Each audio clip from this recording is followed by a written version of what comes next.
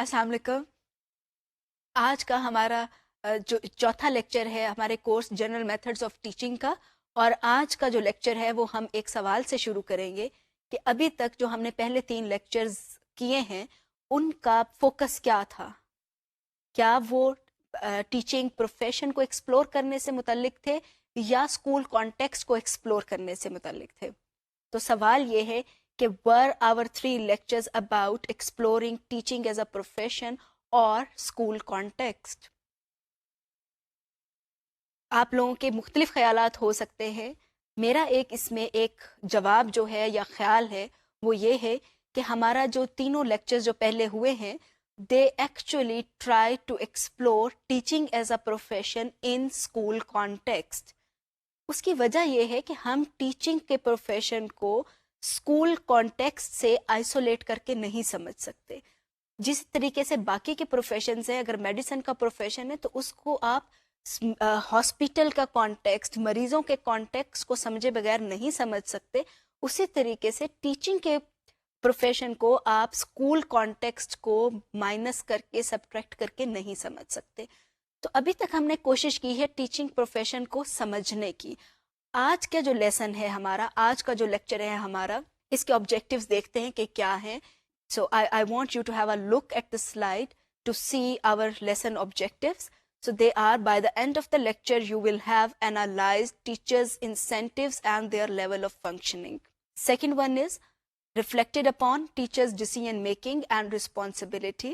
And the last one is analyze the terms teachers' efficacy and reflective practitioner. So these are the 2 terms which are important and we are going to discuss.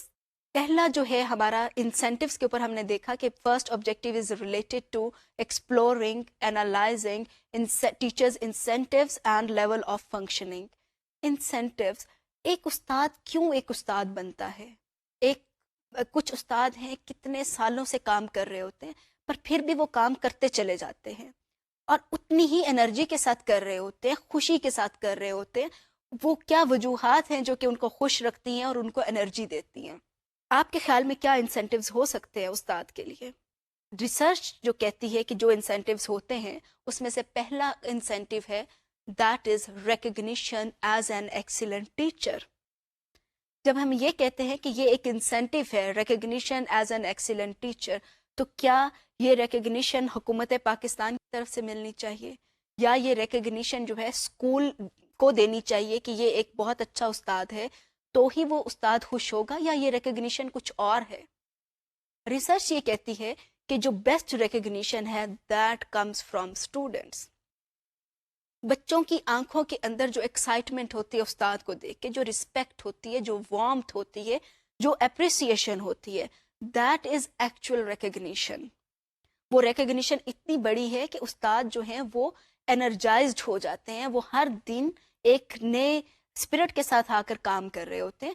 So according to research the best recognition is got from students and not from government और school administrators. अब हम देखते हैं कि second चीज़ क्या है, that is respect of colleagues. हम में से हर कोई एक्सपेक्ट करता है कि उसके कॉलीग्स रिस्पेक्ट करें। एक ऑर्गेनाइजेशन है जिनका एक अरसे तक मोटो रहा कि the steam of our colleagues is the foundation of power. ये इनका जो बेसिकली यही था कि आपने अपने कॉलीग्स की रिस्पेक्ट करनी है क्योंकि वो ही आपकी पावर के लिए वो फाउंडेशन है। अगर if you want to be powerful, if you want to assert, then you need to be very much, you need to have respect and your esteem should be very high. Actually अगर आप किसी की esteem को high कर रहे होते हैं तो उसके साथ एक और फीलिंग आती है, that is feeling of efficacy. Efficacy की फीलिंग का क्या मतलब है? आपको, अगर मैं आपसे ये सवाल करूं कि आपको कहा जाए कि आप ये काम करें और आपके दिल में ये आए कि मैं तो ये काम नहीं कर सकती या नहीं कर सकता, उस फीलिंग को हम क्या कहेंगे? उस फीलिंग को कहेंगे कि आपके अंदर एफिकेसी की फीलिंग नहीं है। एफिकेसी का मतलब ये एक ऐसी फीलिंग है जो कि आपको ये बताती है कि आप ये काम कर सकते हैं। टीचर्स के लिए एफिकेसी की फीलिंग बहुत इंपॉर्टेंट होती है میں اس کی ایک مثال دیتی ہوں کہ اسکولس کے اندر بہت ساری ایکٹیویٹیز ہو رہی ہوتی ہیں, اس میں مارننگ اسمبلیز بھی ہو رہی ہوتی ہیں, اسپورٹس بھی ہو رہی ہوتی ہیں, ڈبیٹس بھی, ڈراماز بھی. There are so many teachers who get very high qualification, they get very good marks, gold medals بھی ان کے پاس ہوتے ہیں, لیکن اور وہ سبجیکٹ اپنا بہت اچھا پڑھا رہے ہوتے ہیں, لیکن کبھی ان کو کہا جائے کہ یہ ایک ڈیبیٹس آپ نے کروانی ہے تو وہ باقاعدہ پریشان ہو جاتے ہیں. ان کا خیال ہوتا ہے کہ وہ تو یہ نہیں کر سکتے. لیکن اگر ان کو کچھ کولیگز جو ہیں وہ ان کو یہ کہہ رہے ہیں کہ نہیں بھائی تم تو اتنے قابل ہو, تم اتنا اچھا یہ والا سبجیکٹ پڑھا رہے ہو, تمہارے اسٹوڈنٹس اتنے اچھے نمبر لے رہے ہیں, گریڈز آ رہے ہیں, اتنی شہرت ہے آپ کے اسٹوڈنٹس کی, آپ تو یہ کام کر سکتے ہیں. وہ بندہ جو ہے نا وہ آدھا تیار ہو جاتا ہے, اس کو لگتا ہے, اپنے اوپر اعتبار آنا شروع ہو جاتا ہے کہ ہاں میں یہ کام کر سکتی ہوں یا کر سکتا ہوں. تو یہ ایفیکیسی کی جو فیلنگ ہے اس کو ڈیولپ کرنے میں آپ کے کولیگز کا بہت زیادہ ہاتھ ہوتا ہے. یہ ایفیکیسی کی فیلنگ آپ کے گھر والے جو ہیں وہ آپ کو ٹھیک ہے they can develop feeling of efficacy in you, لیکن سب سے زیادہ جو ہے آپ کی ورک پلیس کے جو لوگ ہیں وہ آپ کی اس میں مدد کرتے ہیں کہ یہ والی فیلنگ کو کیسے ڈیولپ کیا جانا چاہیے, ڈیولپ ہو سکتی ہے. تو یہ آپ کا انسینٹیو ہوتا ہے. Teachers who don't get this incentive actually they leave profession quite early.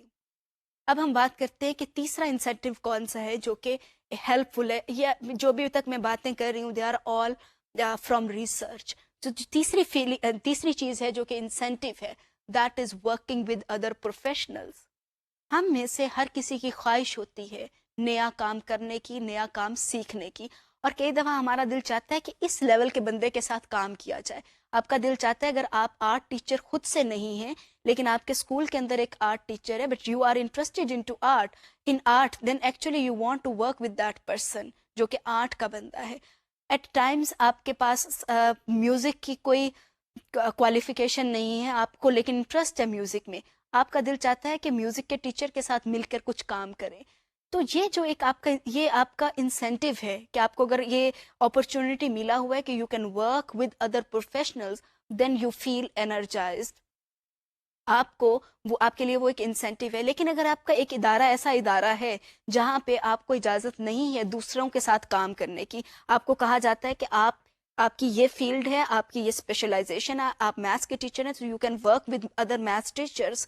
If you are a language teacher, you can work with other language teachers, but not with any other person. So maybe you will not be that much motivated. تو یہ تین چیزیں جو ہیں یہ actually they are incentives for the teachers. اب ہم کچھ ویڈیوز دیکھتے ہیں جہاں پہ ہم دیکھتے ہیں کہ عام طور پہ ٹیچرز کیا کہہ رہے ہوتے ہیں. یہ تو ریسرچ جو ہے ہم نے باہر کی دنیا کی اٹھا کے اس کو دیکھا کہ یہ انسینٹیوز ہیں.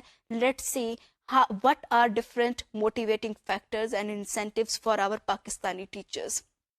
جہاں تک موٹیویشن کی بات ہے کہ وہ ورک پلیس پہ آپ کو موٹیویشن کیا صرف پیسے سے ملتی ہے؟ پیسہ صرف ایک فیکٹر ہے کہ موٹیویشن آپ کو ملے کہ آپ at least you attend your jobs regularly. But پیسے کے علاوہ کچھ ایسی چیزیں جو کہ پرائمریلی اور سیکنڈریلی امپورٹنٹ ہیں وہ ہیں کہ جب آپ ایک ورک پلیس پہ ایز اے ٹیچر, ایجوکیٹر یا ٹیچر کام کرتے ہوں تو آپ کے ساتھ بہت سارے اسٹوڈنٹس کی زندگیاں وابستہ اس طرح سے ہو جاتی ہیں کہ ان کو اپنی مختلف ضرورتوں کے لیے آپ کے ساتھ رابطہ کرنا پڑتا ہے, جس کے لیے ہم فیل کرتے ہیں اپنے اندر ایک افیلیشن موٹیویشن کہ we are affiliated with students in so many different respects. پھر ہمارے پاس یہ موٹیویشن بھی ہو جاتی ہے کہ ہمیں نہ صرف اپنی کمپیٹنس کو امپروو کرنے کا موقع ملتا ہے بلکہ ہم اسٹوڈنٹس کے اندر بھی وہ کمپیٹنس ڈیولپ کرتے ہیں جس کی ان کو ان کی فیوچر میں یا ان کے پریزنٹ میں ضرورت ہے. اگر ڈفرینٹ لرننگ اپرچونیٹیز کے علاوہ میں بات کروں تو سب سے زیادہ موٹیویشن مجھے اس وقت محسوس ہوتی ہے جب ایک اسٹوڈنٹ آ کے مجھ کو یہ کہتا ہے کہ مس آپ کی دی ہوئی گائیڈنس سے میری اسائنمنٹ میں بہت اچھے گریڈز آئے ہیں, مس آپ کی دی ہوئی گائیڈنس سے میرا کسی اچھے ورک پلیس پہ میں نے اپنی ڈیوٹی جوائن کر لیا, مس آپ کی کاؤنسلنگ کی وجہ سے میرا وہ فیملی ایشو جو میری لرننگ میں ہرڈل کریٹ کر رہا تھا وہ ختم ہو گیا. تو اس وقت you feel really player in yourself کہ you are a source of motivation for the student, not in terms of your professional life, rather you are also helping them in their daily life routines as well. So I think that's the biggest achievement for a teacher. میرے لیے motivating factor as a teacher trainer یہ ہے کہ میرے جو students ہیں وہ جو میں پازیٹیو چینج آتا ہے ان کے بیہیویئر میں اور ان کے ایٹیٹیوڈ میں اور ان کی لرننگ میں، جو وہ چاہتے ہیں کہ وہ اور سیکھیں، وہی by the and of the day یہ چیز مجھے خوش کرتی ہے اور میں سیٹسفائیڈ ہوتی ہوں کہ چلیں کہیں میں نے ان کے اندر کچھ نہ کچھ اچھی تبدیلی لانے کی کوشش کی ہے. جب تک موٹیویشن نہ ہو آپ لوگ صحیح طرح کام پہ پرفارم نہیں کر سکتے. For me motivation is very important. اب میں یہاں پہ پچھلے 7 سال سے جاب کر رہی ہوں اور میرے نزدیک اگر میں سیلف موٹیویٹڈ نہ ہوں تو میں بہت سے کام نہیں کر سکتی. اس آرگنائزیشن میں رہتے ہوئے میں نے یہ دیکھا ہے کہ اتنے سارے لوگوں سے مجھے کانٹیکٹ میں آئی ہوں، ان سے میں نے بات چیت کی ہے، لرننگ کی ہے.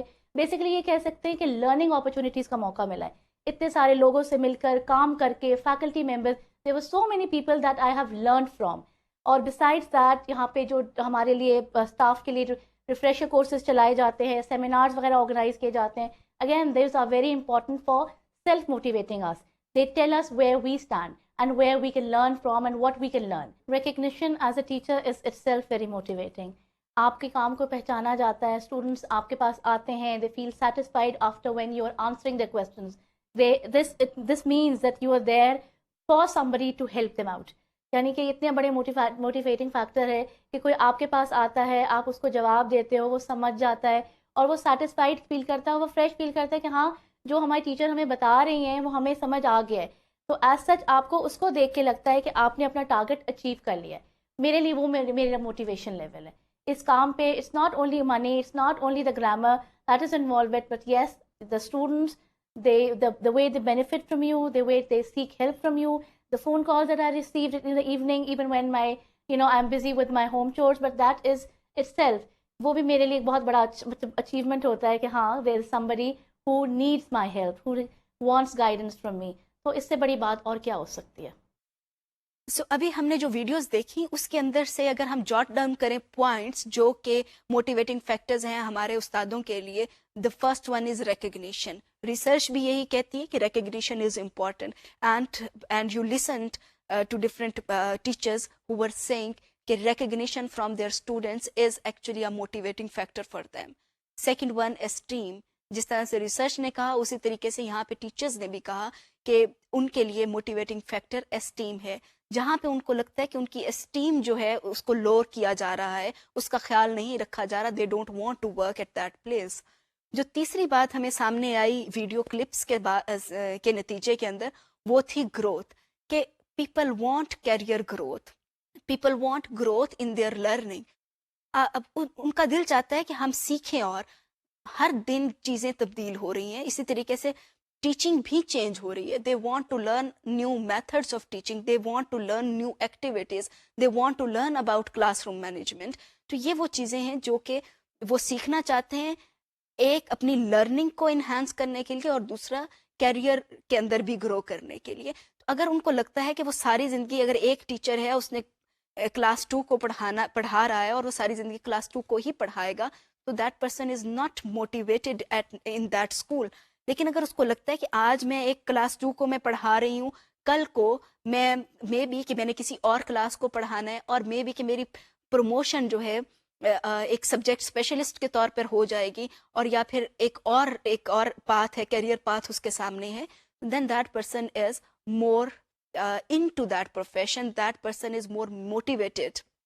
اس کی ایک اور مثال یہ ہے کہ ہائر ایجوکیشن انسٹیٹیوٹس کے اندر you may start your career as a lecturer and then move to an assistant professor and then associate professor and professor.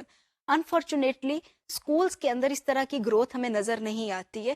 اگر آپ ایک کلاس کے لیے آپ نے پڑھانا شروع کیا تو آپ کی ایک کلاس سے تو دوسری کلاس میں آپ کو پروموٹ کیا جا سکتا ہے یا سوئچ کیا جا سکتا ہے، لیکن اس طریقے سے آپ کی کیریئر پروگریشن ویسے نہیں ہوتی ہے. تو ہمیں اگر اسکول میں بھی یہ چیزیں رکھ دیں تو ٹیچرز ول فیل مور موٹیویٹیڈ، اور ان کے لیے ایک انسینٹیو ہوگا. اب ہم بات کرتے ہیں ایک اور چیز کے اوپر جو کہ ہے ہماری levels of functioning, teachers levels of functioning. یہ 4 لیولز ہیں. پہلا لیول ہے intentionally disinviting, second one is unintentionally disinviting, third one is unintentionally inviting, fourth one is intentionally inviting. Little confusing, I repeat, intentionally disinviting. اس کا کیا مطلب ہے intentionally disinviting؟ عام طور کے اوپر یہ ہوتا ہے کہ جب ہم ایک ڈگری لے لیتے ہیں ایجوکیشن کے اندر, ہمیں لگتا ہے کہ اب ہمیں بہت سارا کچھ آ گیا ہے, and we are not very much receptive, we are not very much flexible to new ideas. ہمیں لگتا ہے جو کچھ ہم کر آئے ہیں دیٹ از پرفیکٹ, ہمارے پاس ڈگری ہے, تو ہم انٹینشنلی ڈس انوائٹنگ ہوتے ہیں. ہم اگر ہمیں کوئی مشورہ دے رہا ہے تو ہم اس کو سن نہیں رہے ہوتے, ہم کسی سے مشورہ لے بھی نہیں رہے ہوتے ہیں, ہم یہ بھی شیئر نہیں کر رہے ہوتے ہیں کہ مجھے اس چیز کے بارے میں نہیں پتا. ہم نے جو پچھلا 3rd لیکچر تھا اس کے اندر ایک بات کی تھی کالجیل کانٹیکسٹ کی, جس کے اندر ہم نے یہ کہا تھا کہ کالجیل کانٹیکسٹ پروفیشنل ڈیولپمنٹ کے لیے بہت ضروری ہے. مینٹورز ہوتے ہیں آپ کی اسٹرینتھ. اگر آپ پروفیشنلی گرو کرنا چاہتے ہیں تو you can not work in isolation. آپ کو کسی کو بتانا ہے کہ مجھے یہ چیز سمجھ نہیں آ رہی, میری آپ اس میں ہیلپ کریں. تو اس میں جب یہ والی اسٹیج جو ہے ٹیچرز لیول آف فنکشننگ کے اندر جو پہلی اسٹیج ہے that is intentionally disinviting, وہاں پر آپ شیئر نہیں کرتے ہو. You do not invite people to give you suggestions. اب دوسری اسٹیج آ جاتی ہے, آپ کچھ عرصہ جب کام کرتے ہیں تو آپ کو پتہ چل جاتا ہے کہ it is not a good norm, it is not a norm کہ آپ کسی سے کچھ پوچھ نہیں رہے, you are not sharing, you are not sharing your confusions, you are not asking for advice. تو اس وقت میں آپ انٹینشنلی ڈس انوائٹنگ نہیں رہتے. انٹینشنلی ڈس انوائٹنگ کا مطلب ارادی طور کے اوپر آپ ارادتاً آپ پوچھ نہیں رہے ہو, بلکہ آپ غیر ارادتاً نہیں پوچھ رہے ہوتے ہو. مے بی کہ آپ کا ارادہ تو ہو لیکن آپ کی ایک عادت بن گئی ہوتی ہے کہ آپ نہیں پوچھتے, تو آپ نہیں پوچھتے, آپ شیئر نہیں کر رہے ہوتے. اس کے بعد ایک اور لیول آتا ہے فنکشننگ کا, that is in intentionally inviting. ایک وہ وقت آ جاتا ہے کہ آپ اپنی طور پہ کوشش نہیں کر رہے ہوتے ہو لیکن آپ کے منہ سے نکل جاتی ہے کوئی بات, آپ غیر ارادی طور کے اوپر اپنی باتیں, اپنی ٹیچنگ, اپنی کلاس روم کی سچویشنز جو ہیں وہ اپنے کولیگز کے ساتھ شیئر کرنی شروع کر دیتے ہو ان انٹینشنلی. اس کی ایک مثال یہ ہے کہ کوئی اگر بات کر رہا ہے, آپ کا کوئی ارادہ نہیں تھا اپنی بات شروع کرنے کا, لیکن کوئی بات کر رہا ہے تو آپ اس کے اندر اپنے مسائل بھی ڈسکس کرنے شروع کر دیتے ہیں. مثلاً آپ کے اسٹاف روم کے اندر ایک ٹیچر کہہ رہی ہیں کہ مجھے لگتا ہے کہ میں جو بھی لیسن پلان کر کے جاتی ہوں I am unable to finish that on time.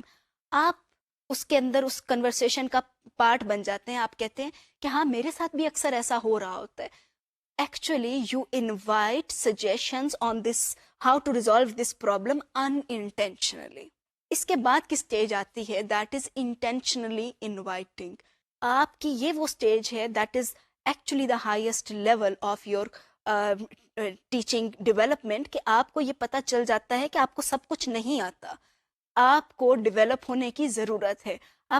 You are able to identify your flaws, you are able to identify your mistakes, and now you want help, you seek help from your mentors, from your colleagues. تو آپ intentionally invite کر رہے ہوتے ہو لوگوں کو کہ وہ آپ کو ایڈوائس دیں, آپ کو ہیلپ کریں تاکہ آپ ایک بہتر ٹیچر بن سکیں. So these are 4 levels of functioning, اور mostly teachers pass through these levels, pass through these stages. اس کو آپ لیولس, ایک طریقے سے ہم اس کو لیول بولتے ہیں, ایک طریقے سے آپ اس کو اسٹیجز بھی کہہ سکتے ہیں, کہ ان اسٹیجز سے most of the times teachers گزرتے ہیں, لیکن یہ لیولز بھی ہیں. لیولز ان کو اس لیے کہا جاتا ہے کہ اگر ایک استاد ٹیچنگ کے اس نے سٹارٹ کی ہے اور 10 سال ہو گئے ہیں, اگر وہ ابھی تک انٹینشنلی ڈس انوائٹنگ کی سٹیج کے اوپر ہے, that teacher is not a good teacher. آپ کو کچھ عرصے کے بعد انٹینشنلی انوائٹنگ کے لیول پر آنا چاہیے. یہ وہ لیولز ہیں جس کے اوپر آپ ٹیچرز کو جج کر سکتے ہیں کہ کون کتنا اچھا استاد ہے. تو اچھا استاد وہ نہیں ہے جس کو سارا کا سارا اپنا سبجیکٹ نالج آتا ہے, کیونکہ سبجیکٹ نالج بھی چینج ہوتا رہتا ہے. آپ ہمیشہ کے لیے ایک ہی کتاب کو نہیں پڑھا سکتے, اس کے اندر بھی ریسرچ ہے اور نئی چیزیں آ رہی ہوتی ہیں. تو یہ جو ڈفرینٹ لیولز ہیں, ان میں سے بہترین لیول وہی ہے کہ جہاں پہ آپ زیادہ فلیکسیبل ہیں, you invite people to correct you. So these are the 4 levels of teachers function. اب ہم ایک اور چیز کی طرف چلتے ہیں جو کہ بہت دلچسپ چیز ہے, teacher as a decision maker. آپ کا کیا خیال ہے کہ استاد کے ہاتھ میں اختیار ہے کیا وہ کچھ ڈیسیژنز لے سکتا ہے یا نہیں. میں نے اپنے تجربے میں یہ سیکھا ہے کہ عام طور کے اوپر استاد یہ کہہ رہے ہوتے ہیں کہ ہمارے اختیار میں تو کچھ بھی نہیں ہے, ہم نے تو وہی کرنا ہے جو کہ ہمیں اوپر والے کہیں گے, جو ہمیں گورنمنٹ کہے گی یا ہمارے اسکول کے مینیجرز کہیں گے, پرنسپلز کہیں گے. ہمارے ہاتھ میں تو کچھ بھی نہیں ہے, ہم تو وہی کریں گے نا. چلیں ہم دیکھتے ہیں کہ استاد کے پاس کتنا اختیار ہے. یہ کچھ 7 سوال ہے جو کہ میں نے لکھے ہیں. We will read out these questions and try to see کہ کتنا کہاں پہ استاد کے پاس اختیار ہے. پہلا سوال ہے وٹ ٹو ٹیچ. میرا خیال ہے کہ استاد کے پاس بہت زیادہ اختیار نہیں ہوتا جب کانٹینٹ ڈیسائیڈ کرنے کی بات آتی ہے. اس کو اسکول کے اندر, اگر وہ ایک اسکول سسٹم کے اندر کام کر رہا ہے تو اسکول سسٹم ڈیسائیڈ کرتا ہے کہ کون سی جماعت میں کیا کچھ پڑھایا جانا چاہیے, اور ایون کہ کون سے ہفتے میں کیا کانٹینٹ پڑھایا جانا چاہیے. تو استاد بے اختیار ہے. گورنمنٹ اسکولس کی ہم بات کرتے ہیں تو وہاں پہ بھی منسٹری آف ایجوکیشن نے ایک کریکولم بنایا ہے, اس کے بعد کتابیں لکھی گئی ہیں, ٹیکسٹ بکس لکھی گئی ہیں, اور وہ بھی اوپر سے آ جاتا ہے کہ آپ نے یہ پڑھانا ہے, یہ والا کانٹینٹ ہے. تو استاد واقعی ہی بے اختیار ہے جہاں تک وٹ ٹو ٹیچ کی بات ہے. اب ہم آتے ہیں سیکنڈ پوائنٹ کے اوپر, ہاؤ ٹو ٹیچ. اس کے آگے میں نے لکھا ہے کہ ٹیچر تو آٹونومس ہے, ٹیچر کے پاس اختیار ہے کہ وہ کیسے پڑھائے. اس پہ ہم ڈیٹیل کے اندر بات کرتے ہیں. ابھی ہم ان صرف 7 سوالوں کو دیکھتے ہیں. Third one is how to manage class. Teacher is autonomous. Number 4, how to assess people's learning. Again teacher has autonomy. Number 5, how to give feedback. Again, teacher has autonomy. Number 6, which resources to be used in classroom learning. Autonomy ہے کسی حد تک, مکمل طور پہ autonomy نہیں ہوتی جب ہم یہ question number 6 کی بات کرتے ہیں. Which activities to be used. Again, autonomy. ان سارے پوائنٹس کو جب ہم نے دیکھا ہے, آپ ریفلیکٹ کریں, کیا استاد واقعی ہی میں با اختیار ہے یا بے اختیار ہے؟ زیادہ چیزوں میں تو استاد کے پاس اختیار ہے. استاد بے اختیار شاید کہ مکمل طور پر ایک آدھ جگہ کے اوپر ہے, باقی استاد با اختیار ہے. It means we can participate in decision making. We are decision makers. اب ہم دیکھتے ہیں کہ کیسے استاد جو ہے وہ ڈیسیژنز لے سکتا ہے اور ذمہ داریاں استاد کی کیا ہیں. اگر استاد کے پاس اختیار ہے, so what are teachers' responsibilities. پہلی چیز جو ہم نے دیکھی کہ استاد کے پاس اختیار ہے یہ ڈیسائیڈ کرنے کے لیے کہ کیسا پڑھایا جانا چاہیے. اس سے ریلیٹڈ ذمہ داری ہے کہ being a teacher, I need to learn about learning styles of my students and use those strategies which actually match with students' learning styles. اب لرننگ سٹائلس کے اوپر ہم اپنے آئندہ آنے والے لیکچرز کے اندر بات کریں گے کہ لرننگ سٹائلس کون کون سے ہوتے ہیں, لیکن ایک بریف انٹروڈکشن میں یہاں پر دیتی جاتی ہوں کہ لرننگ سٹائلز ڈفرینٹ ہیں. کچھ لوگ ہیں جو کہ آبزرو کر کے سیکھ لیتے ہیں, کچھ لوگ ہیں جو سن کے سیکھتے ہیں, ان کو آپ کو انسٹرکشنز دینی پڑتی ہیں, آپ انسٹرکشنز دیں اور اس کے بعد وہ اس چیز کو وہ کام کرنا ان کو آ جائے گا. کچھ لوگ ہوتے ہیں جو کر کے سیکھتے ہیں, چاہے آپ ان کو انسٹرکشنز دے لیں, چاہے آپ ان کو سامنے دکھا دیں, لیکن وہ نہیں سیکھ سکتے. وہ تبھی ہی سیکھیں گے جب وہ کوئی چیز اپنے ہاتھ سے کریں. وہ آبزرویشن سے نہیں سیکھتے, وہ اپنے خود سے کام کر کے پھر ہی سیکھتے ہیں. تو ان کو ہم کہتے ہیں کائنستھیٹک لرنرز. ہماری کلاس میں مختلف قسم کے بچے ہوتے ہیں. There are some children who are visual learners, there are others who are auditory learners, and there are still others who are kinesthetic learners. Most of the times, what do we do as teachers? We use blackboard or whiteboard as a teaching resource, اور ہم اس کے اوپر چیزیں لکھتے جا رہے ہوتے ہیں. Fine, that style is very much okay. That style matches with the learning style, that is visual learning style. تو جو بچے جن کا ویژول لرننگ سٹائل ہے ان کے لیے وہ بہت ہیلپ فل ہے, کیونکہ آپ سارا کا سارا کچھ اوپر لکھ رہے ہیں یا آپ ان کے سامنے کچھ چیزیں ڈیمونسٹریٹ کر رہے ہیں, تو وہ بڑی جلدی سیکھ جاتے ہیں. What about auditory learners. آپ نے سنا ہوگا کہ کچھ بچے جو ہیں وہ لیکچرنگ بہت خوش ہو کے سنتے ہیں, because they are auditory learners. وہ ڈسکشنس اچھی سن رہے ہوتے ہیں because they are auditory learners. لیکن اسی کلاس کے اندر کچھ بچے ہوتے ہیں جو سوئے ہوئے ہوتے ہیں, اور ہمیں ان بچوں پہ غصہ آ رہا ہے. ہم ان کو کہہ رہے ہوتے ہیں کہ why are you not attentive If these students are attentive and they are learning, آپ کیوں نہیں ہو سکتے؟ Problem does not lie with those students. Problem lies with our teaching style. کیونکہ ہم لیکچرنگ کر رہے ہیں تو وہ آڈیٹری لرنرز کے لیے تو ٹھیک ہے، لیکن kinesthetic learner is not interested in our lecturing. تو ہم جو بھی ہم سوچتے ہیں کہ ہم نے یہ ایک میتھڈ یوز کرنا ہے، ہمارے پاس اختیار ہے، اس کے لیے ہمیں منسٹری آف ایجوکیشن سے اجازت لینے کی ضرورت نہیں ہے. وہ میں خود سے ڈیسائیڈ کر سکتی ہوں کہ میں نے کون سا میتھڈ یوز کرنا ہے، لیکن وہ جو بھی میتھڈ میں یوز کروں that should match with learning styles of all the students. میرا ایک ہی چیز کو میں پڑھا رہی ہوں تو مجھے اس کے لیے 3 مختلف طریقے استعمال کرنے چاہیے تاکہ وہی چیز 3 مختلف اسٹائل کے جو بچے ہیں وہ سمجھ سکیں. تو یہ میری ذمہ داری ہے ایز اے ڈیسیژن میکر. ہم نے ابھی یہ طے کیا تھا کہ ٹیچرز آر ڈیسیژن میکرز. تو ہماری ذمہ داریاں کیا ہیں؟ ابھی تک ہم نے ایک ذمہ داری پہ بات کی ہے کہ مجھے بچوں کے لرننگ سٹائلز کے متعلق جاننا ہے اس سے پہلے کہ میں کوئی بھی ٹیچنگ میتھڈ کے متعلق ڈیسائیڈ کروں. ایک اور چیز جو ہے ذمہ داری کے حوالے سے، ہم نے پچھلی سلائیڈ کے اندر دیکھا کہ میرے پاس یہ بھی اس چیز کا بھی اختیار ہے کہ میں اپنی مرضی کے ایکٹیویٹیز کو میں ڈیسائیڈ کر سکتی ہوں، یوز کر سکتی ہوں کلاس کے اندر. تو ذمہ داری کیا ہے میری؟ which activities to be used? I should use only those activities which maximize students' learning. مجھے اپنے کلاس روم کی سیٹنگ ارینجمنٹ کو ایسے آرگنائز کرنا ہے جس سے بچے میکسیمم سیکھ سکیں. I need to maximize students' learning in all respects.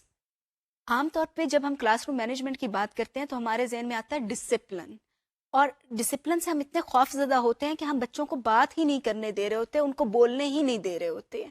اور عام طور پہ یہی ہوتا ہے کہ جب ہیڈز جو ہیں وہ راؤنڈ لے رہے ہوتے ہیں تو وہ بھی یہی کہتے ہیں کہ کلاس کے اندر شور ہو رہا ہے، ٹیچر آپ کی کلاس کے اندر شور ہو رہا ہے.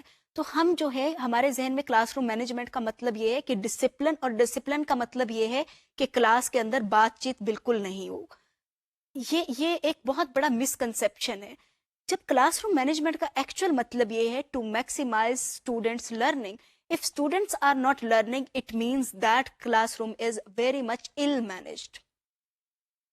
کلاس روم کے اندر لرننگ میکسیمائز کرنے کے لیے، ابھی جو آپ نے ویڈیو میں دیکھا، لرننگ میکسیمائز کرنے کے لیے we need to give wait time to students. کہ اگر بچہ بات کر رہا ہے، سوال کا جواب دے رہا ہے، آپ نے سوال کیا اور بچہ جواب دے رہا ہے، اس کو سوچنے کا بھی ٹائم چاہیے. کئی دفعہ آپ ایسا سوال کر دیتے ہیں کہ اس کا فوری طور پہ جواب نہیں آ سکتا، تو بطور استاد میری ذمہ داری ہے کہ میں اس کو ویٹ ٹائم دوں. یہ میری کلاس روم مینجمنٹ کا حصہ ہے، میں اس میں با اختیار ہوں. سو آئی نو کہ میرے پاس اس چیز کا اختیار ہے. میری ذمہ داری بھی یہ ہے کہ میں بچوں کی لرننگ کو میکسیمائز کروں. آپ یہ دیکھیں گے ہماری سلائیڈ کے اوپر، اس سلائیڈ کے اوپر کتنی جگہوں کے اوپر جو ورڈ یوز ہو رہا ہے that is to maximise learning, to maximise learning. تو اگر ہماری کوئی بھی ہمارے جو ڈیسیژن میکنگ کی وجہ سے if students learning is not being maximised then actually we are not fulfilling our responsibility. اب ہم بات کرتے ہیں ایک اور چیز کے اوپر، that is giving constructive feedback to maximise students learning. اس سے پچھلی سلائیڈ کے اوپر میں نے آپ کو دکھایا تھا جس میں ہم یہ طے کر رہے تھے کہ ٹیچر کے پاس کہاں کہاں پہ اختیار ہوتا ہے، آٹونومی کس کس جگہ کے اوپر ہے. اس میں ایک آٹونومی ہے to monitor students progress, to monitor students learning. جب ہم مانیٹر کر رہے ہوتے ہیں اسٹوڈنٹس کی لرننگ کو تو اس میں بہت اہم چیز آ جاتی ہے فیڈ بیک. میرا آپ سے سوال یہ ہے، آپ کو اپنے بچپن کے اندر جب آپ اسکول جاتے تھے تو کس قسم کا فیڈ بیک ملا کرتا تھا؟ I remember when I was in school, I used to get feedback of this kind. Notebook کے اوپر ٹیچر لکھ کے دیتی تھی گڈ اور ویری گڈ اور فیئر اور پور. یہ 3-4 لفظ ہوتے تھے جو لکھ کے اپنے سائن کر کے دے دیا کرتی تھی. اور ہم اسٹوڈنٹس جو ہیں آپس میں دیکھا کرتے تھے، اپنی نوٹ بکس کو کمپیئر کیا کرتے تھے کہ کس کے ویری گڈ زیادہ ہیں تو کس کے گڈ زیادہ ہیں، اور کہیں کہیں پہ ٹیچر کبھی ایکسیلنٹ بھی لکھ دیا کرتی تھی. Is that constructive feedback? جب ہم بات کرتے ہیں کنسٹرکٹیو فیڈ بیک کی تو ہمیں یہ پتا ہو کہ فیڈ بیک کا پرپز کیا ہوتا ہے. فیڈ بیک کا مطلب یہ ہے کہ آپ بچے کو بتائیں کہ اس کی کیا اسٹرینتھس ہیں، کیا ویکنیسز ہیں. ویری گڈ اگر ایک استاد نے لکھ دیا ہے، میری سائنس کی کاپی ہے اور اس پہ ٹیچر نے لکھ دیا ہے ویری گڈ، کیا یہ مجھے کنسٹرکٹیو فیڈ بیک دے رہا ہے؟ کیا مجھے پتا چل رہا ہے کہ کیا چیز اچھی ہے؟ ویری گڈ ہے تو کیا ویری گڈ ہے؟ اسی طریقے سے اگر میں نے ایک انگریزی کا ایسے لکھا ہے یا اردو کا ایسے لکھا ہے اور ٹیچر نے اس کے اوپر لکھ دیا ہے فیئر، کیا یہ کمیونیکیٹ کر رہا ہے مجھے کہ اس کا کیا مطلب ہے؟ اور ایٹ ٹائمز ٹیچر صرف ایک ٹک لگا کے سائن کر دیتی ہیں، کیا وہ ٹک جو ہے وہ فیڈ بیک مجھے دے رہا ہے؟ اسی طریقے سے اگر ایک استاد نے پور لکھ کے دے دیا ہے، پور مجھے کیا بتا رہا ہے کہ میں نے کس قسم کا کام کیا ہے؟ All these words are examples of poor feedback. اگر میں نے ایک ایسے لکھا ہے اور اس کے اوپر کنسٹرکٹیو فیڈ بیک کیا ہو سکتا ہے کہ استاد مجھے بتائے کہ اگر یہ ویری گڈ ہے تو ویری گڈ ہے گرامر پہ، آپ کی گرامر کی کوئی مسٹیک نہیں ہے، آپ کے spellings are very good, choice of vocabulary is very good, یا پھر کہ آپ نے اس کا انٹروڈکشن بہت اچھا لکھا ہے، یا آپ نے اس کی ڈیولپمنٹ اچھی کی ہے، یا اینڈ کے اوپر یا آپ نے اس کو کنکلوڈ اچھا کیا ہے. اسی طریقے سے ہم بایولوجی کی ایک ایگزامپل لیتے ہیں کہ ایک بچے نے ایک ڈایاگرام بنائی ہے، اس کو لیبل کیا ہے، ساتھ میں اس کی ڈسکرپشن بھی دی ہے، اور ڈایاگرام تو بہت اچھی بنی ہے، اس کی لیبلنگ بھی بڑی اچھی ہوئی ہے، لیکن ڈسکرپشن جو ہے وہ اتنی اچھی نہیں ہے. تو استاد یہ لکھ سکتا ہے کہ your diagram is very well labelled but your description needs improvement. اگر یہ والی بات بچے کو لکھ کے دی جا رہی ہے تو بچے کو پتہ چل رہا ہے کہ I am good in this area but I need to work in an other area. تو کنسٹرکٹیو فیڈ بیک کا بہت رول ہوتا ہے بچے کی ایجوکیشنل اچیومنٹ کے اندر.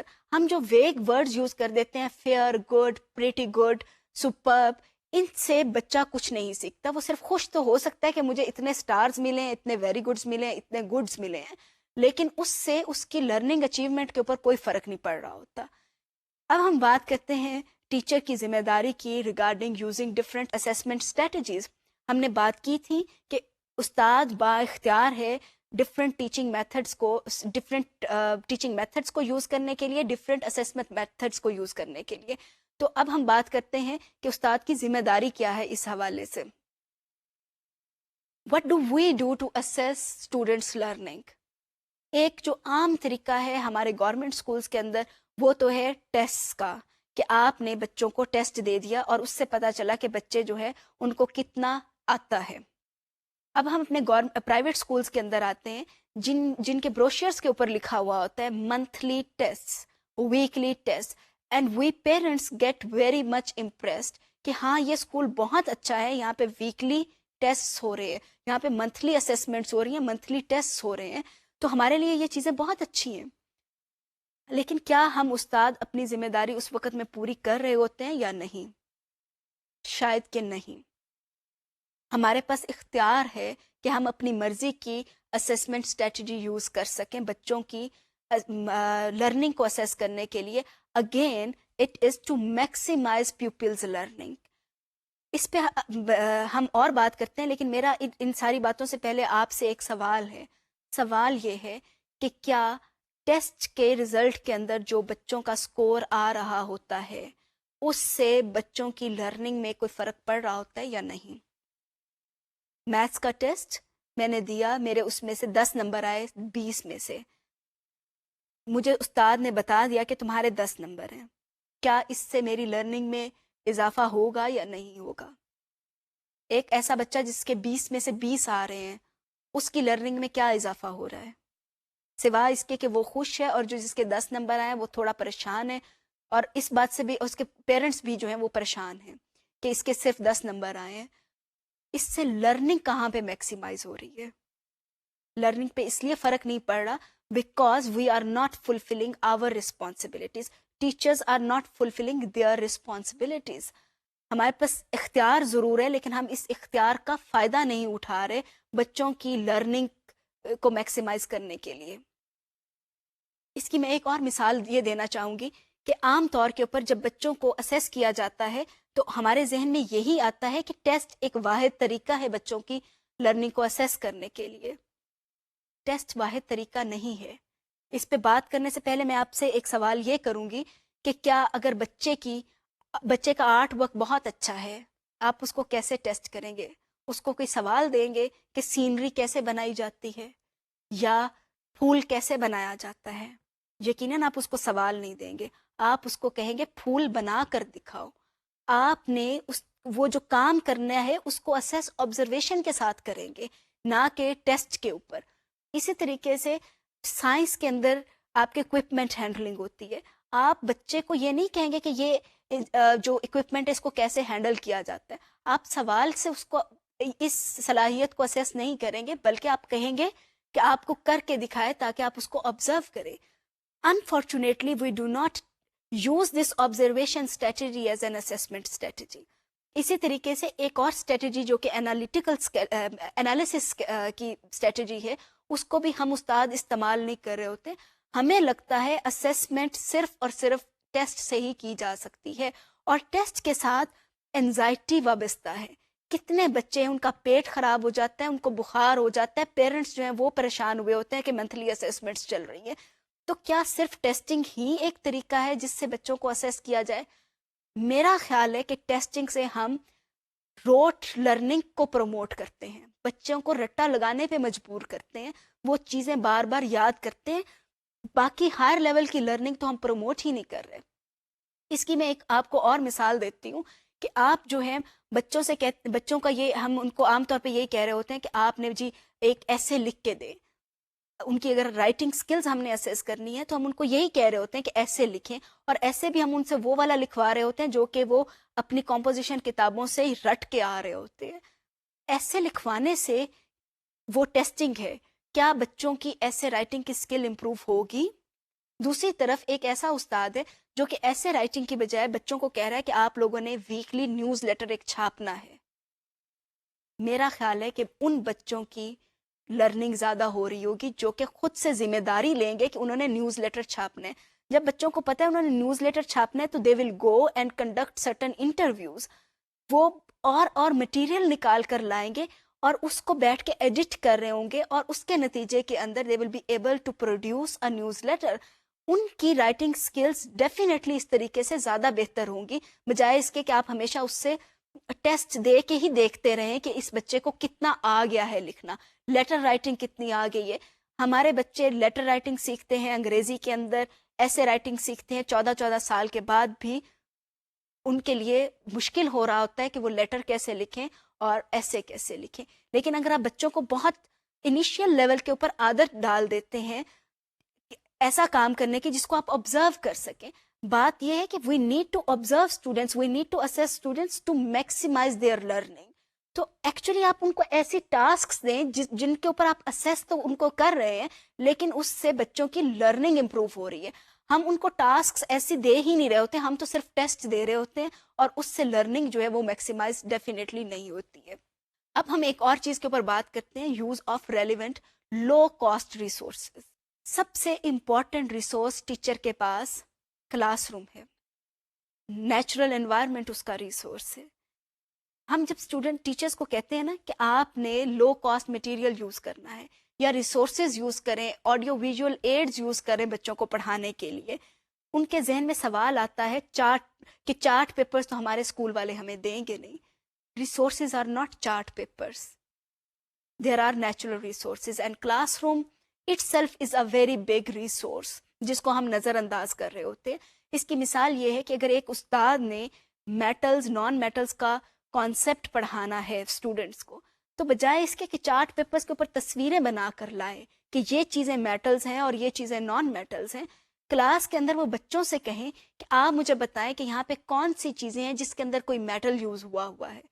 بچے خود سے آئیڈینٹیفائی کر دیں گے، تو کلاس روم کو آپ ایز اے ریسورس یوز کر رہے ہیں. اسی طریقے سے بچوں سے کہیں کہ آپ بتائیں نان میٹل چیزیں کون سی ہیں، ان کی لسٹ بتائیں. آپ اس لسٹ کو بورڈ کے اوپر لکھیں، آپ کے پاس پوری چیزیں آ جائیں گی کہ یہ والے میٹلز ہیں اور یہ والے نان میٹلز ہیں. اسی کے اوپر آپ بچوں سے کہیں کہ ایکسٹینڈ کریں، آپ بتائیں کہ میٹلز میں کیا چیزیں کامن ہیں، نان میٹلز میں کیا چیزیں کامن ہیں، اور بچے خود سے اس کی ڈیفینیشن بنا لیں گے کہ میٹلز کی یہ ڈیفینیشن ہے اور نان میٹلز کی یہ ڈیفینیشن ہے. What do we teachers do? We actually put these things, pictures on chart papers، جا کے بچوں کو دکھاتے ہیں کہ یہ میٹلز ہیں، یہ نان میٹلز ہیں، اور ان کے یہ کریکٹرسٹکس ہیں اور ان کے یہ کریکٹرسٹکس ہیں. بچے بھی بور ہو رہے ہوتے ہیں، کوئی ہماری بات بھی نہیں سن رہا ہوتا. ہم اس مٹیریل کو بھی صحیح طریقے سے استعمال نہیں کر رہے ہوتے. جب آپ کے پاس کلاس روم کے اندر چیزیں موجود ہیں، آپ ان کی پکچرز کیوں لے کر جائیں گے؟ Over here we need to fulfil our responsibility. ہمارے پاس اختیار ہے بہت سارے ریسورسز کو استعمال کرنے کا، تو ہماری ذمہ داری بھی یہی ہے کہ ہم لو کاسٹ مٹیریلز کو اور کلاس روم کو ایز اے ریسورس یوز کریں. اب ہم ایک اور چیز کے اوپر بات کرتے ہیں جو کہ ہم نے شروع کے اندر آئیڈینٹیفائی کی تھی اپنے جب ہم ڈسکس کر رہے تھے اپنے لرننگ آبجیکٹیوز کو. اس کے اندر ہم نے یہ طے کیا تھا کہ ہم کچھ ٹرمز کو ڈیفائن کرنے کی کوشش کریں گے، جس کے اندر ایک ٹرم ہم نے ایفیکیسی وہ ہم ڈیفائن کر چکے ہیں. اب جو دوسری ٹرم ہے جو کہ اب ہم ڈیفائن کرنے جا رہے ہیں دیٹ از ریفلیکٹیو پریکٹس. اس کو ڈیفائن کرنے سے پہلے میں یہ چاہتی ہوں کہ آپ ذرا سوچیں کہ آپ نے اپنے اسکول لائف کے اندر لائٹ ریفلیکشن کی بات پڑھی ہوگی، آپ نے ساؤنڈ ریفلیکشن کا سنا ہوگا. لائٹ ریفلیکشن کیا ہوتی ہے؟ Light reflection is bouncing back of light to create an image. آپ نے پڑھا ہوگا کہ جب بھی آپ مرر کے اندر دیکھتے ہیں آپ کو اپنی امیج اس لیے اپنا امیج نظر آ رہا ہوتا ہے کیونکہ اس وقت میں لائٹ ریفلیکٹ ہو رہی ہوتی ہے. So light reflection actually creates an image. ہم ٹیچنگ ریفلیکشن کی بات کرتے ہیں. ٹیچنگ ریفلیکشن کیا ہے؟ Just take 10 seconds to formulate what teaching reflection is. اس کو ہم ریفلیکٹیو پریکٹس بھی کہتے ہیں، اور میں نے اس وقت میں ایک اپنے طور کے اوپر سوچا ہے کہ اس کو میں کیسے لائٹ ریفلیکشن کی ڈیفینیشن کے ساتھ ریلیٹ کر سکتی ہوں. تو اس کے لیے یہ میں نے لکھا ہے، آپ اس کو دیکھیے اور اس کو دیکھیں کہ کس طریقے سے میں نے اس کو ریلیٹ کرنے کی کوشش کی ہے. میں ریپیٹ کرتی ہوں، لائٹ ریفلیکشن کو bouncing back of light to create an image, اور جو ریفلیکٹیو پریکٹس ہے اس کو میں نے لکھا ہے آنسرنگ سم کی questions to create an image of the classroom. Teaching and learning is reflective practice. Reflective practice استاد کے لیے کیا ہے؟ یہ لائٹ نہیں ہے جس کی ریز باؤنس بیک ہو رہی ہیں. یہ ہے کہ کچھ سوال آ رہے ہیں، ان سوالوں کے جواب اگر استاد دے رہا ہے to improve her or his learning or to create an image of her classroom, then that is reflective practice. میں ایک اور اس کی مثال دیتی ہوں، پھر ہم اس کو ڈیٹیل میں دیکھتے ہیں، ہمارے لیے سمجھنا آسان ہوگا. آپ نے کسی فنکشن پر جانا ہے، آپ اپنا امیج عام طور پہ مرر کے اندر دیکھتے ہیں. مرر کے اندر آپ کو پتہ چل گیا کہ آپ کیسے لگ رہے ہیں، پر پھر بھی آپ کسی دوسرے سے، اپنے بہن بھائیوں سے، ماں باپ سے، بچوں سے پوچھتے ہیں کہ میں کیسی لگ رہی ہوں یا کیسا لگ رہا ہوں. کیوں؟ مرر نے تو آپ کو بتا دیا کہ آپ کیسے لگ رہے ہیں، پھر بھی آپ سوال کرتے ہیں تاکہ آپ کو تسلی ہو جائے کہ میں کیا اس فنکشن میں جانے کے لیے بالکل ٹھیک ہوں یا نہیں. جب ہم ٹیچنگ کی بات کرتے ہیں تو ٹیچنگ میں بھی یہ بہت امپورٹنٹ ہے. ہمیشہ کوئی ہمیں بتانے کے لیے وہاں پہ موجود نہیں ہے کہ آپ کی ٹیچنگ ایسے تھی، آپ کا کلاس روم ایسا نظر آ رہا تھا. اس کے لیے ہمیں اپنے آپ سے سوال کرنے ہیں کہ کیا جب میں پڑھا رہی تھی تو میری کلاس کے 30 اگر بچے تھے تو ان میں سے کتنے بچوں نے ہاتھ کھڑا کیا جب میں نے یہ سوال کیا، کتنے بچوں نے بڑھ کر پارٹیسپیٹ کیا، کتنے بچوں نے ڈسکشن میں پارٹیسپیٹ کیا، کتنے بچوں نے ٹھیک لکھا، کتنے بچوں نے ریسورسز کا صحیح استعمال کیا. مجھے یہ سوال اپنے آپ سے کرنے ہیں. جب یہ والے سوال میں اپنے آپ سے کروں گی اور اس کے میں آنسرز اس کو لکھوں گی ایک پیپر کے اوپر کہ یہ والے میرے آنسرز ہیں، وہ آنسرز مجھے بتائیں گے کہ ایکچولی میرے کلاس روم کا کیا ماحول تھا، میرے کلاس روم کے اندر لرننگ ہو رہی تھی یا نہیں ہو رہی تھی. اگر ہو رہی تھی تو اس کا ایویڈنس میرے سامنے آئے گا. ایک دفعہ مجھے وہ والا امیج نظر آ جائے گا، میں اپنی نیکسٹ کلاس کو امپروو کر سکتی ہوں. So reflective practice is very very important for a teacher. Again میں یہ بات کہوں گی جو کہ ہم نے پچھلے لیسنس کے اندر کی ہے کہ being a professional I need to raise standard of my profession, my teaching profession, and reflective practice is definitely one of the standards of teaching profession. Reflection 2 طرح کی ہے. شان نے اس کے اوپر بہت زیادہ کام کیا ہے اور اس نے 2 نوشنز آئیڈینٹیفائی کیے. ایک تھا ریفلیکشن آن ایکشن اور دوسرا ہے reflection in action. Reflection on action جیسا کہ میں نے پہلے ذکر کیا کہ آپ اپنے آپ سے کچھ سوال کر رہے ہوتے ہیں جس سے آپ کو پتہ چل جاتا ہے کہ آپ کا کلاس روم کیسا تھا.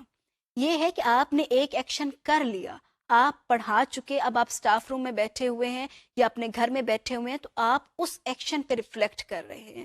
تو اس سے آپ کو ایک امیج نظر آ رہا ہے اپنے کلاس روم کا. That is reflection on action. ایک ہے جو کہ ریفلیکشن ان ایکشن ہے, یہ ایکسپیرئنس کے ساتھ آتا ہے. ریفلیکشن ان ایکشن کہ آپ جب ایک ایکشن لے رہے ہیں ساتھ ساتھ آپ کے دماغ کے اندر چل رہا ہوتا ہے کہ یہ ایکشن میں کیوں لے رہی ہوں, یہ اس کا کیا ایفیکٹ ہوگا, یہ مثال میں کیوں دے رہی ہوں, میرے اسٹوڈنٹس کیا سوچ رہے ہیں, مجھے ان کو کیسے ہیلپ آؤٹ کرنا ہے. تو once a teacher is in class she or he needs to reflect on all her or his actions. تو وہ ساتھ ساتھ میں جو ایکشنز کے اوپر ریفلیکشن چل رہی ہوتی ہے, that is known as reflection in action. So basically reflection is a means of creating a dialogue. استاد اپنے آپ کے ساتھ ایک ڈائلاگ کریٹ کر رہا ہوتا ہے, اور اس کا فائدہ یہ ہوتا ہے کہ آپ کو اپنی اسٹرینتھس پتہ چل رہی ہوتی ہیں اور اپنی ویکنیسز بھی پتہ چل رہی ہوتی ہیں. آپ کو پتہ چل رہا ہوتا ہے کہ آپ کے کلاس روم کے اندر کیا ہو رہا ہے. So reflective practice is an important thing which we need to develop. اور یہ ایک دن میں نہیں آتی.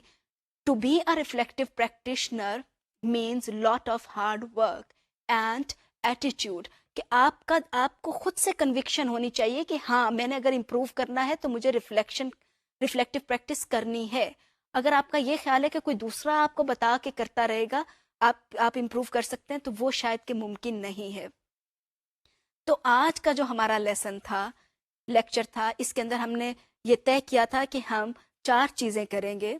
ایک جو تھی کہ what are the roles of teacher as a decision maker, جس کے اندر responsibilities کی ہم نے بات کی. ہم نے کچھ کی ٹرمز کو ایکسپلور کرنے کی کوشش کی, جن میں ایک تھی ایفیکیسی اور جو دوسری تھی ہماری وہ کی term that was reflective practice. اور جو شروع میں ہم نے بات کی تھی that was about teachers incentives and their level of functioning. تو یہ ابھی تک ہم نے ان چیزوں کو ایکسپلور کرنے کی کوشش کی ہے. ہمارا جو نیکسٹ لیکچر ہوگا اس کے اندر ہم کچھ ٹائپس آف نالج کو ایکسپلور کریں گے, and then we will see what kind of methods can be used for giving a particular kind of knowledge. Thank you very much. See you in next lecture.